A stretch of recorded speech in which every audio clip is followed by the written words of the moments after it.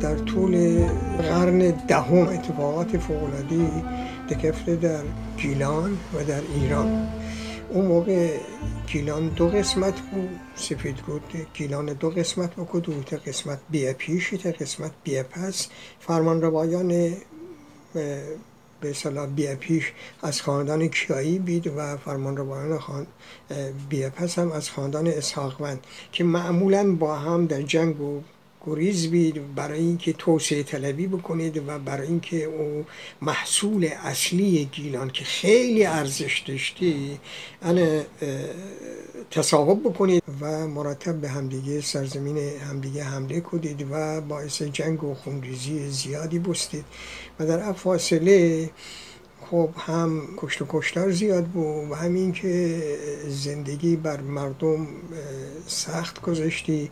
مثلا ایت واقعی در سال 987 فکر کنم اشتباه نکنم رخده در ایت جنگ خیلی بزرگ تعریف کنیدی که 1500 تا گردن زده بی. خب خیلی فاجعه باره و از گردن به صلاح کلمنار چه کنید و آن هم برای ما توفیقی نیه.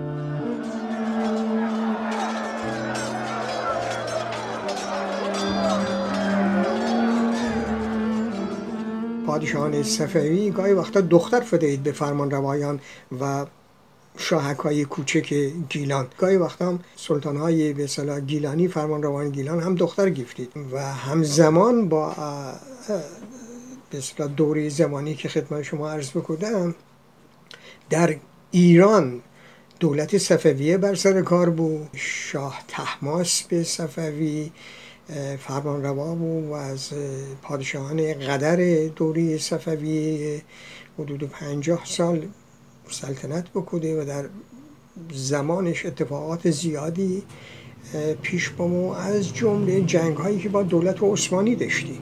وقتی سلطان سلیمان به کرات حمله کنه به ایران، خطر برای دربار صفوی پیش ایه که پایتخت از تبریز که اشغال بوسته و انتقال بده به قزوین. قزوین وقتی فارسه یعنی همسایگی گیلان.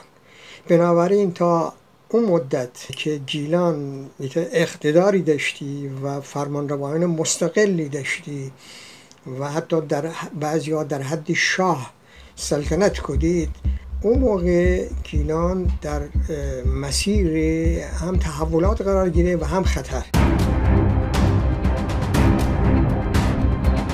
چون خاستگاه صفوی در گیلان بود، یک پیوندهای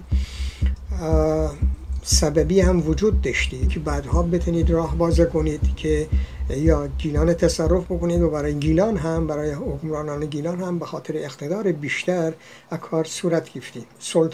سلطان نشین گیلان یا فرمانروایان بعضی ازشان خیلی قدر بید. گاهی وقتا خط شاهان صفوی مطلقا نخندید، بلکه مستقیما با دربار مسکو، با دربار تزار یا دربار عثمانی به دبستان داشتید و حتی گاهی وقتا دعوت کردید بشنه که باید و مثلا پادشاه صفوی شکست بدید. و خب آن به مذاق حکومت مرکزی که هنوز چنگ نزده بود روی گیلان خیلی سنگین بود. بنابراین شاه صفوی خستی اراده به خرج بده که برای همیشه در کنارگوش خودش یک سرزمین مستقل بمانسته بود، یا اگر گاه کداری خراج گذار بود، خراج اندکی فدایی، گاهی وقتم اونم فندهی درنشه سرکوب بکنه. داستان روز رشت تقریبا نظر کلید خوره شروع به اول اینکه بگم سال 945 ایت جنگ و خونریزی فوق‌العاده‌ای صورت گرفت در رشت که حدود 6000 نفر کشته بودید.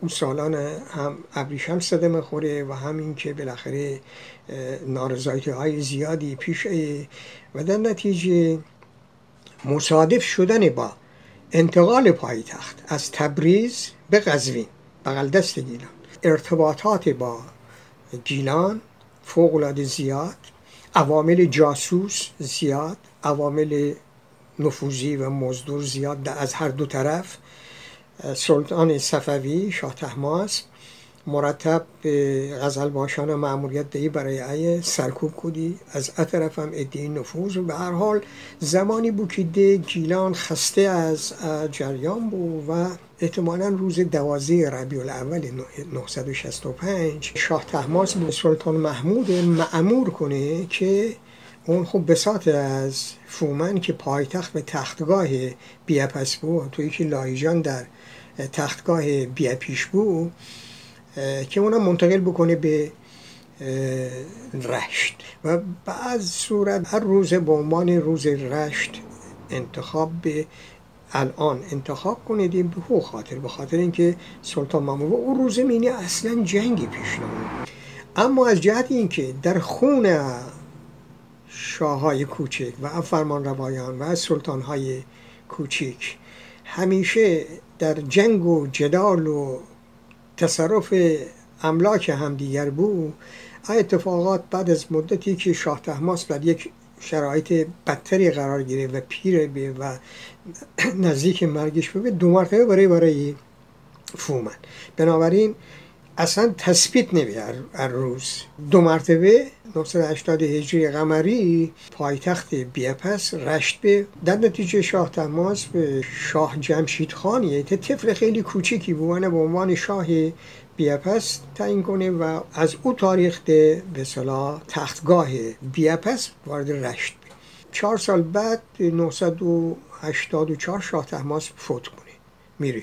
خب تا مدت ها وضعیت بیاپس آشفته، بیاپیش هم باز هم آشفته و ادامه پیدا کنه تا سال 996 که شاه عباس روی کار. شاه عباس از پادشاهان قدر بود و اون به تنست 4 سال بعد در شوال 1000 هجری گیلان را فتح بکنه و برای همیشه منضم بکنه به حکومت مرکزی. البته بعد از انضمام و الحاق قیام‌های خیلی زیادی صورت گیره، قیام‌های خیلی خونبار، مبارزات استقلال طلبانه پیش در بعضی ها موفق بیدید، در بعضی ها سرکوب بیدید، ولی الان حدود 453 سال باز از اون تاریخ بگذاریم. بنابراین اون تاریخی که به عنوان 12 دی ثبت بوسته، تاریخ اینو بود که روز اینو بود که خونریزی بوستی بید. بعد از اون هم 2 مرتبه برگشت به فومن بوسته، 2 مرتبه چند سال بعد برگشت به 2 مرتبه رشت و بعد از مدتی حدود 20 سال بعدش شاه عباس تختگاه لاهیجان هم منتقل کنه به رشت و از اون زمان رشت به مرکز ولایت، مرکز ایالت، مرکز استان اواخر و عرضم به حضور شما بین 2 تا تختگاه قدیمی و گذشته که با اون تاریخی که خدمت شما عرض میکنم.